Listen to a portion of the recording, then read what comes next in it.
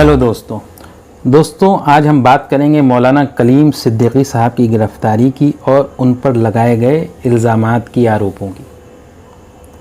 मौलाना कलीम सिद्दीकी की गिरफ़्तारी से पहले उनकी गुमशुदगी की खबर सोशल मीडिया पर गर्दिश कर रही थी। फिर पुलिस की तरफ से कन्फर्म किया गया कि उन्हें गिरफ़्तार कर लखनऊ लाया गया है। उसी वक्त जहन में कुछ बातें आना शुरू हुईं कि मौलाना कलीम सिद्दीकी को क्यों गिरफ़्तार किया गया है, उनकी गिरफ्तारी के पीछे क्या मकसद हो सकता है।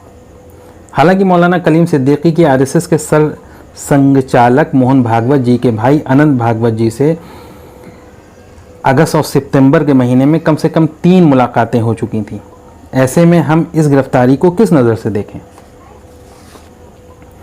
फिर एक सवाल यह भी था कि अगर मौलाना कलीम सिद्दीकी के ख़िलाफ़ पुलिस के पास कोई शिकायत थी तो उस पर लोकल पुलिस भी कार्रवाई कर सकती थी, लेकिन ऐसा नहीं हुआ। लखनऊ से गई एटीएस ने उन्हें गिरफ्तार किया। एटीएस ही क्यों? फिर मन में बात आई कि इस गिरफ्तारी को एसटीएफ भी अंजाम दे सकती थी, तो एसटीएफ क्यों नहीं। इन सवालों के साथ एक वीलॉग करना चाहता था, लेकिन फिर सोचा कि शायद ये इतना बड़ा इशू मुद्दा ना बने। 2-3 दिन बाद अखबार में खबर रहे फिर भुला दिया जाए, जिस तरह इससे पहले हज़ारों बेगुनाह मुस्लिम नौजवानों की गिरफ्तारियों को भुला दिया गया। नौजवानों की गिरफ्तारी कभी मुद्दा नहीं बन पाई। ये नौजवान 15-20 साल जुडिशियल कस्टडी में रहने के बाद कोर्ट से बाइज्जत बरी हो रहे हैं। लेकिन अब मौलाना की गिरफ्तारी मुस्लिम अवाम, मुस्लिम तंजीमों, जमातों और क़यादत के बीच एक मुद्दा बनती नज़र आ रही है। मौलाना कलीम सिद्दीकी के ऊपर लगाए गए इल्ज़ामात में धर्म परिवर्तन यानी कन्वर्जन ही बड़ा इल्ज़ाम है। दूसरा इल्ज़ाम फंडिंग का है, ख़ासकर फॉरेन फंडिंग का। चलिए इन इल्ज़ामात पर बात करते हैं। इंडियन कॉन्स्टिट्यूशन देश के हर सिटीज़न को ये राइट देता है कि वो जो चाहे वो धर्म स्वीकार कर सकता है और हर धर्म का मानने वाला अपने धर्म का प्रचार प्रसार भी कर सकता है। बस हैं तो सिर्फ 2 शर्तें जिसका पालन करना है। पहली शर्त, धर्म परिवर्तन के लिए लालच और पैसों का इस्तेमाल ना किया जाए। दूसरी शर्त, किसी तरह की जोर ज़बरदस्ती नहीं होनी चाहिए। अगर कोई नागरिक इन दोनों शर्तों का पालन करते हुए धर्म का प्रचार प्रसार कर रहा है तो वो अपने संवैधानिक अधिकार का इस्तेमाल कर रहा है।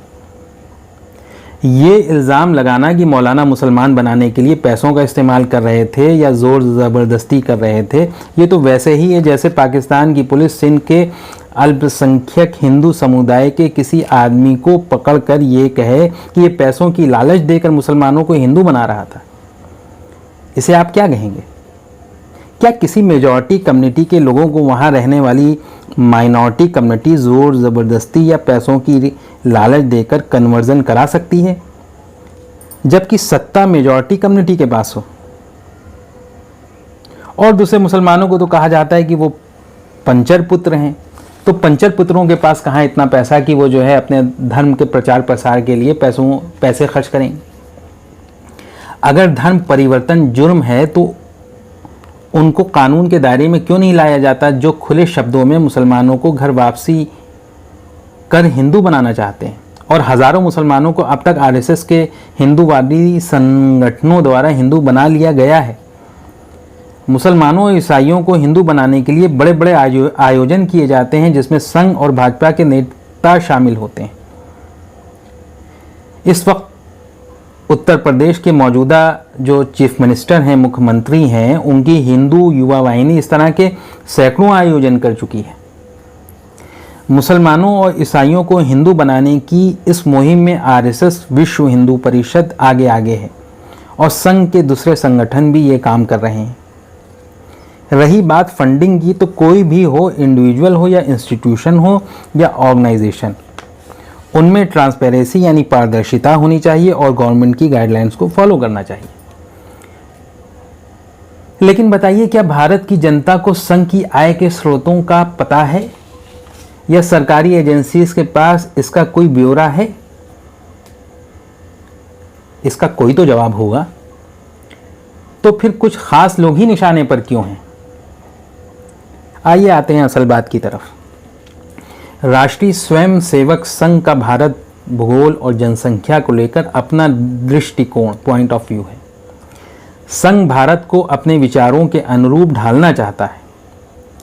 सरल शब्दों में वह भारत को एक वैचारिक राज्य यानी हिंदू राष्ट्र बनाना चाहता है जो संघ की आइडियोलॉजी पर बेस्ड हो।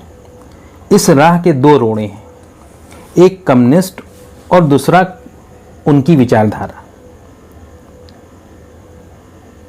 और दूसरा मुसलमान।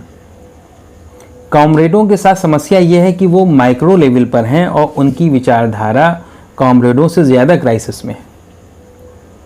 इस समय स्थिति यह है कि अगर अपनी आइडियोलॉजी के साथ सरकार, सत्ता और संघ से अपने दम पर सीधी टक्कर लेते हैं तो इसके परिणाम स्वरूप वो बिल्कुल विलुप्त हो जाएंगे, क्योंकि इनकी जमात का एक बड़ा तबका अपॉर्चुनिस्ट है, मौका परस्त है।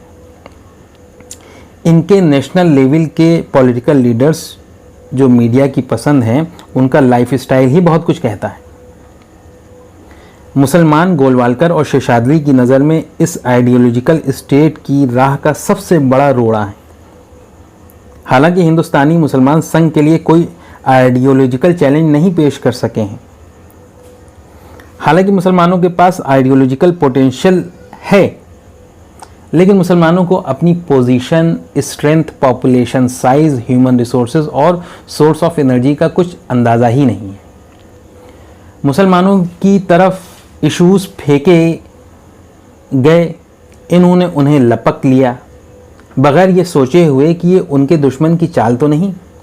बस क्या था, इन्हीं इश्यूज पर, इन्हीं मुद्दों पर मुसलमान सर धुनते रहे। कभी नहीं सोचा कि हमारे एक्चुअल इश्यूज क्या हैं, हमारी एक्चुअल प्रॉब्लम्स क्या हैं, हम हों ना हों।